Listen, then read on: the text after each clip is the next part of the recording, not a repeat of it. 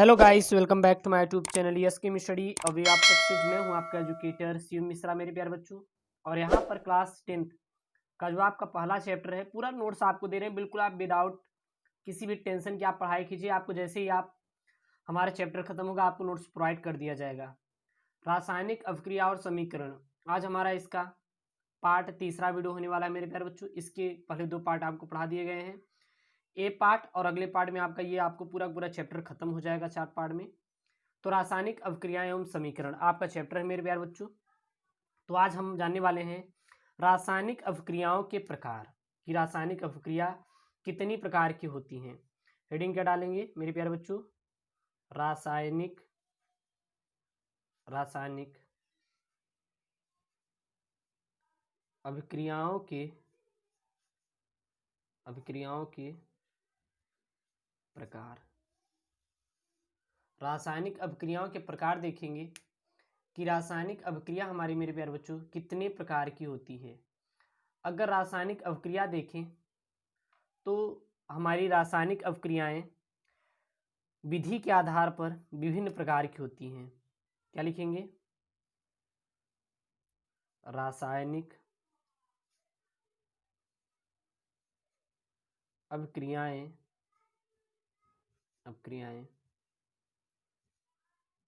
विधि के आधार पर निम्नलिखित प्रकार की होती हैं। जो रासायनिक अभिक्रिया होती विधि के आधार पर निम्नलिखित प्रकार की होती हैं। अब कौन कौन सी होती हैं? तो इसमें मेरे प्यारे बच्चों पहला आपको हेडिंग डालना है, वो डालना है इसमें हमारा संयोजन अभिक्रिया। संयोजन अभिक्रिया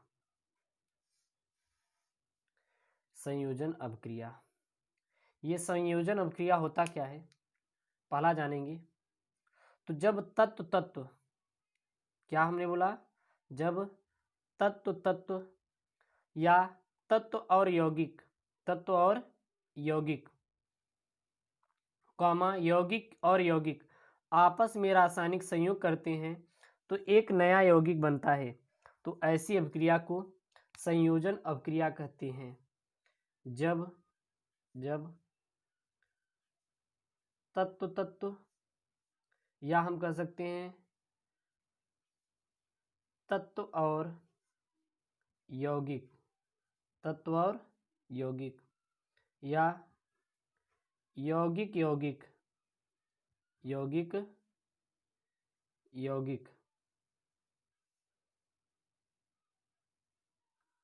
आपस में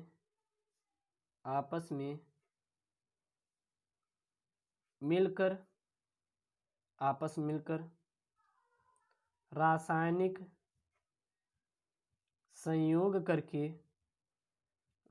संयोग करके एक नया यौगिक बनाता है।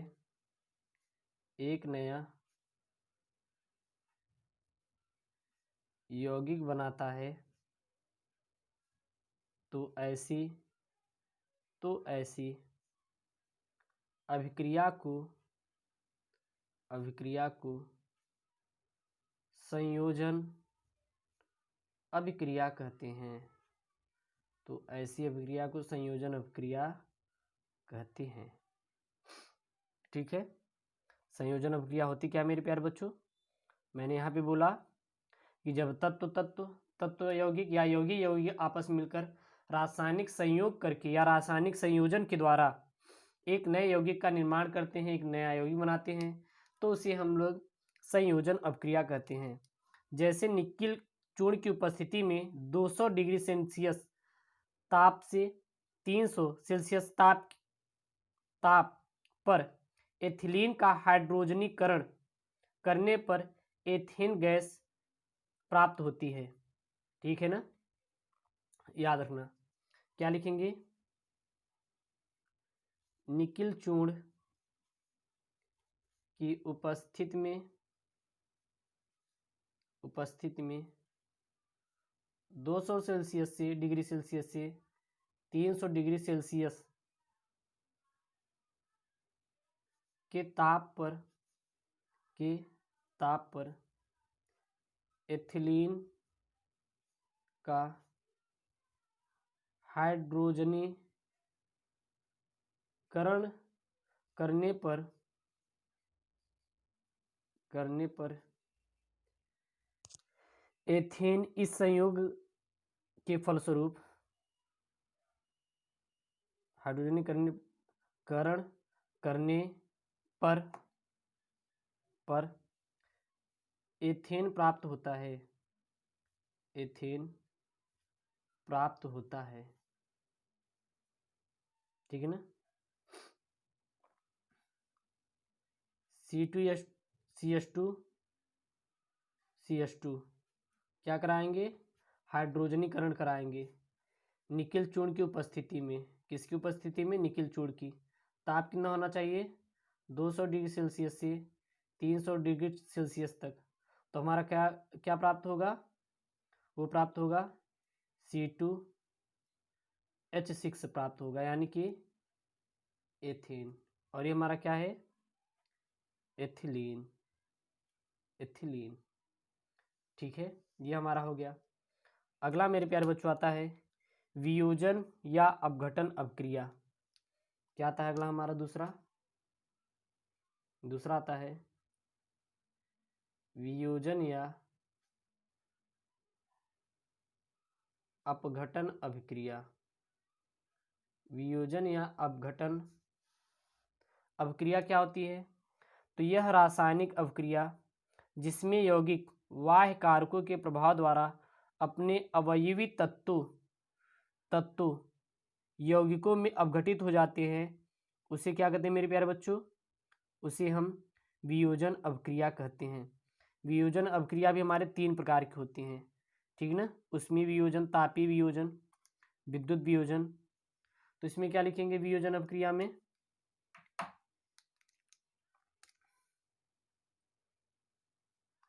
ऐसी रासायनिक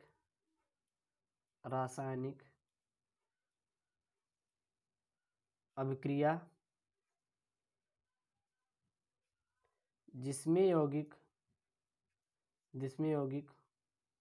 बाह्य कारकों के द्वारा या बाह्य कारकों के प्रभाव द्वारा यौगिक बाह्य कारकों के प्रभाव द्वारा अपने अवयवी तत्व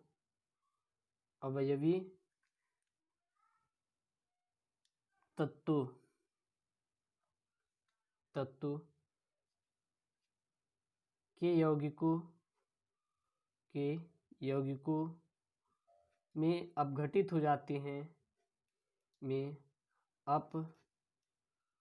अपघटित हो जाते हैं, जिसे वियोजन अभिक्रिया कहते हैं,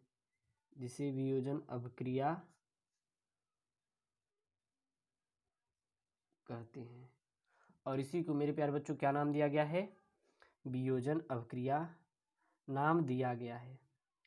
अब आता है वियोजन अभिक्रिया के प्रकार। इसमें भी प्रकार आएगा कि वियोजन अभिक्रिया कितने प्रकार के होते हैं, तो लिख लेंगे वियोजन अभिक्रिया के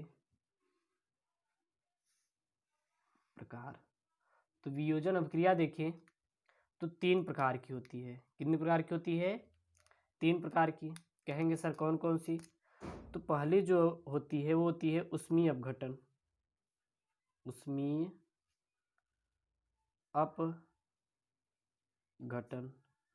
दूसरी कौन सी होती है, प्रकाश अपघटन। तीसरी कौन सी होती है मेरे प्यारे बच्चों, विद्युत अपघटन। कौन सी होती है, विद्युत अपघटन। तो वियोजन अभिक्रियाएं निम्नलिखित 3 प्रकार की होती है, उष्मीय अपघटन, प्रकाश अपघटन और विद्युत अपघटन। तो सबसे पहले हम लोग जानेंगे मेरे प्यारे बच्चों कि हमारा ये ऊष्मीय अपघटन क्या होता है, फिर प्रकाश अपघटन को। तो हेडिंग क्या डालेंगे हम लोग यहाँ पे, हेडिंग हमारा मेरे प्यारे बच्चों पड़ेगा पहला ऊष्मीय अपघटन। पहला डालेंगे हेडिंग ऊष्मीय अपघटन। ऊष्मीय अपघटन, ये ऊष्मीय अपघटन क्या होता है? तो ऐसी रासायनिक अभिक्रिया जिसमें यौगिक ऊष्मा द्वारा दो या दो से अधिक पदार्थों में अपघटित हो जाते हैं उसे ऊष्मीय अपघटन अभिक्रिया कहते हैं। क्या लिखेंगे? ऐसी रासायनिक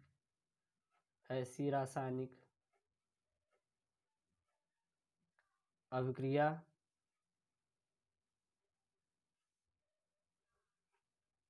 जिसमें यौगिक ऊष्मा के द्वारा दो या दो से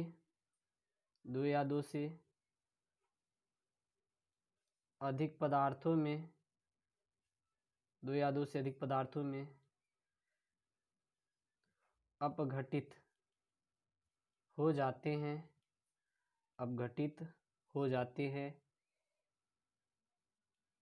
उसे ऊष्मीय अपघटन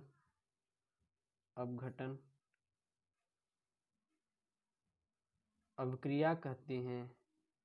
उसे ऊष्मीय अपघटन अभिक्रिया कहते हैं। ठीक है, एग्जाम्पल में जैसे देखें CuCl3 यानी कि कैल्शियम कार्बोनेट, ऊष्मा, यहाँ पे ऊष्मा रहेगा तो किसमें, अगर ऊष्मीय होगा ना तो ऊष्मा के द्वारा किसमें बदल जाता है, हमारा कैल्शियम ऑक्साइड प्लस CO2 में बदल जाता है। ये हमारा क्या है, कैल्शियम ऑक्साइड, और ये हमारा क्या है, कार्बन डाई ऑक्साइड। ये हमारा क्या है मेरे प्यारे बच्चों, कार्बन डाई ऑक्साइड।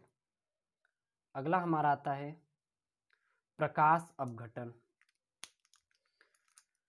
दूसरा क्या आता है मेरे प्यारे बच्चों, प्रकाश अपघटन अब क्या क्या होते हैं?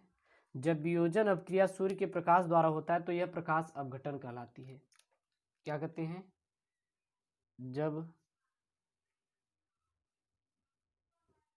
वियोजन अभिक्रिया सूर्य के प्रकाश द्वारा होता है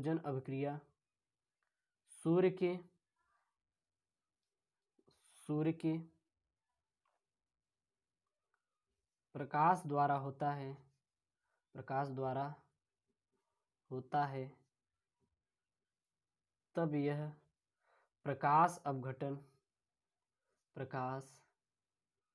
प्रकाश अपघटन अभिक्रिया कहलाता है।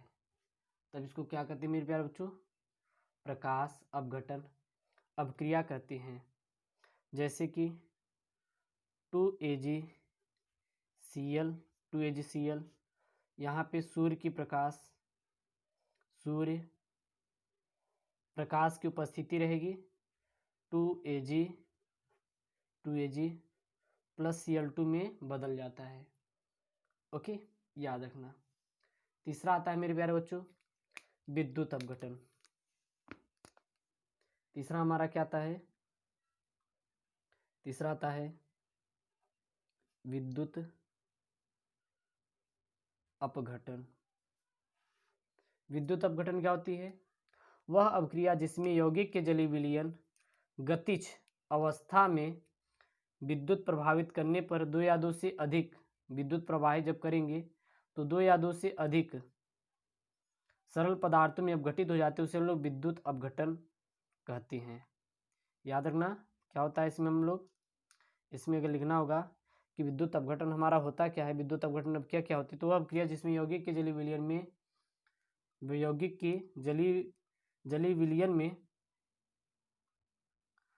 ना, जलीय विलयन, या इसको कर सकते हैं जब वह अभिक्रिया, सीधा लिखते हैं तो आपको समझ आएगा, वह अभिक्रिया जिसमें यौगिक के जलीय विलयन गतिज अवस्था में विद्युत प्रवाहित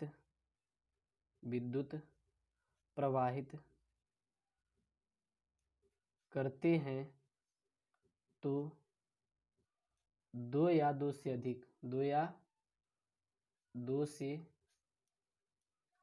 अधिक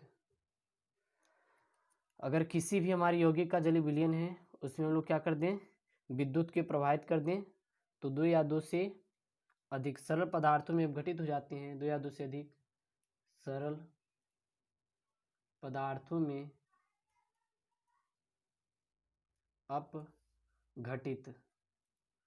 अपघटित हो जाते हैं तो उसे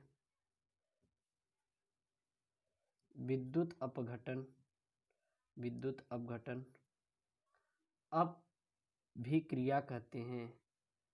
अभिक्रिया कहते हैं। जैसे कि 2H2O में विद्युत अपघटन कराएंगे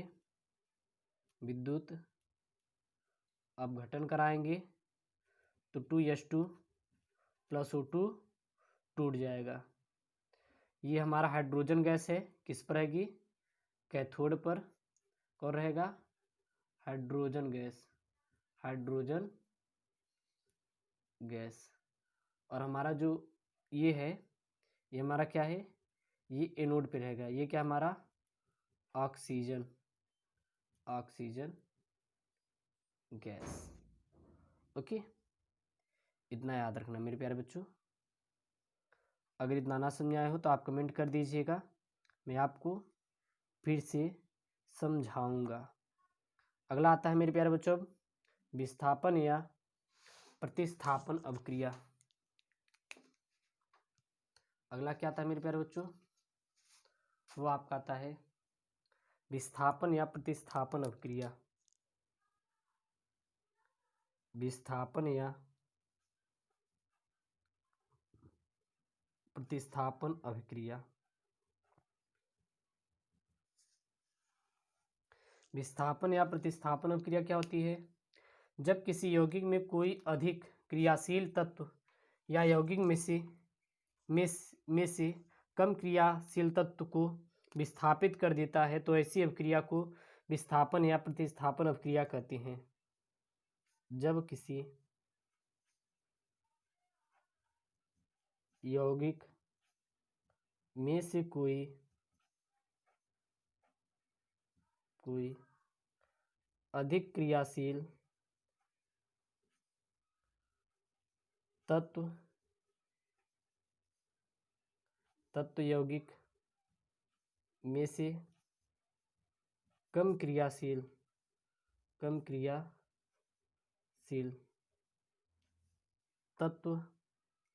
क्रियाशील तत्व को विस्थापित कर देता है,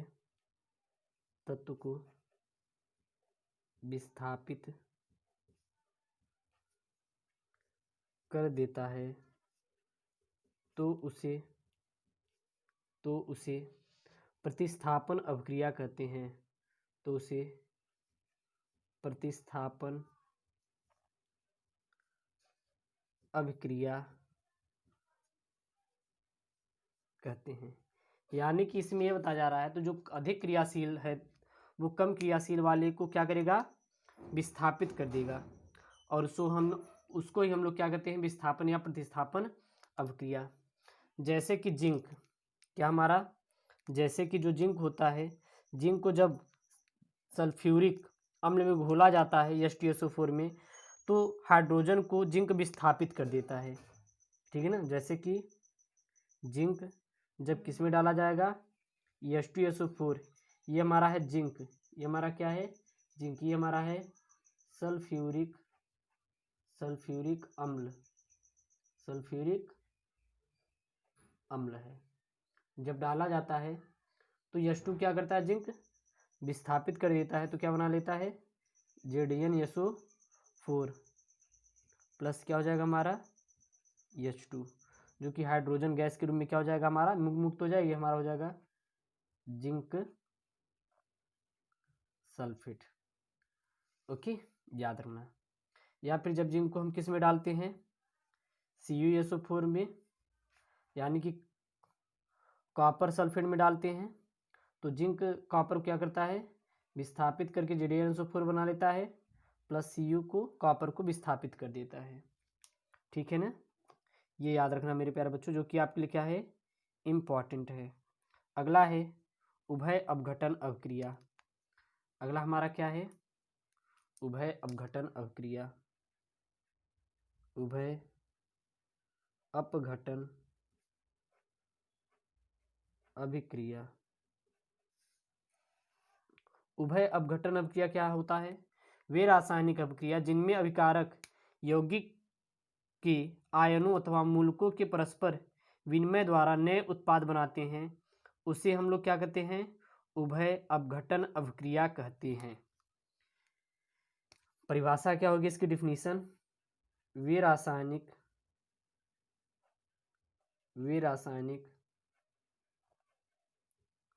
अभिक्रिया जिनमें अभिकारक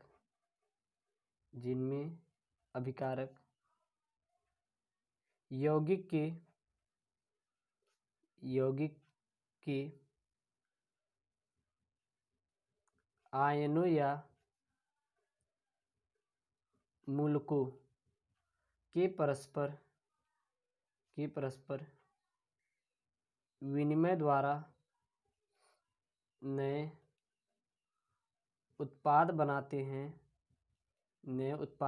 या फिर बनते हैं, मूलकों के द्वारा नए उत्पाद बनते हैं, तो उसे उभय अपघटन अभिक्रिया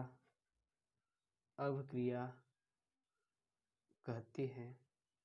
तो उसे क्या कहते हैं, उभय अपघटन अभिक्रिया कहते हैं। ठीक है मेरे प्यारे बच्चों, इतना आप लोग याद रखिएगा, जो कि आपके लिए इम्पॉर्टेंट है। अब इसके आगे मेरे प्यारे बच्चों अगले वीडियो में हम लोग समझेंगे। ये क्लास 10th चैप्टर 1 का है हमारा, केमिकल रिएक्शन से, साइंस का चैप्टर 1 है क्लास 10th वालों का, NCERT बेस पे। ओके दोस्तों, थैंक यू, जय हिंद।